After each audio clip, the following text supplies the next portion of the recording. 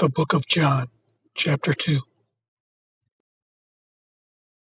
On the third day there was a wedding at Cana in Galilee, and the mother of Jesus was there. Jesus also was invited to the wedding with his disciples. When the wine ran out, the mother of Jesus said to him, "They have no wine." And Jesus said to her, "Woman, what does this have to do with me? My hour has not yet come." His mother said to the servants, "Do whatever he tells you." Now there were 6 stone water jars there for the Jewish rites of purification, each holding 20 or 30 gallons. Jesus said to the servants, "Fill the jars with water," and they filled them up to the brim. And he said to them, "Now draw some out and take it to the master of the feast." So they took it.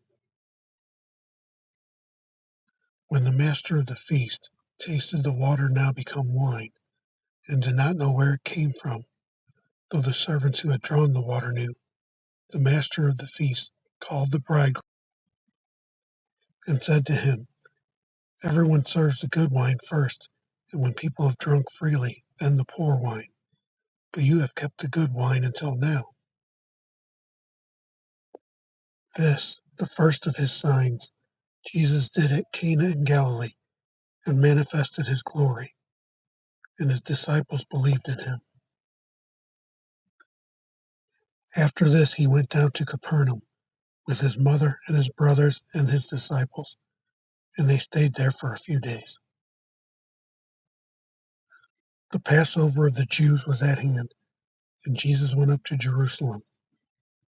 In the temple he found those who were selling oxen and sheep and pigeons, and the money changers sitting there.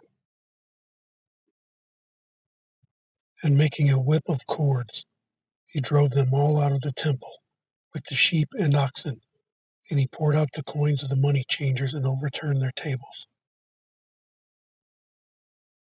And he told those who sold the pigeons, "Take these things away. Do not make my Father's house a house of trade." His disciples remembered that it was written, "Zeal for your house will consume me." So the Jews said to him, "What sign do you show us for doing these things?" Jesus answered them, "Destroy this temple, and in 3 days I will raise it up." The Jews then said, "It has taken 46 years to build this temple, and will you raise it up in 3 days?" But he was speaking about the temple of his body.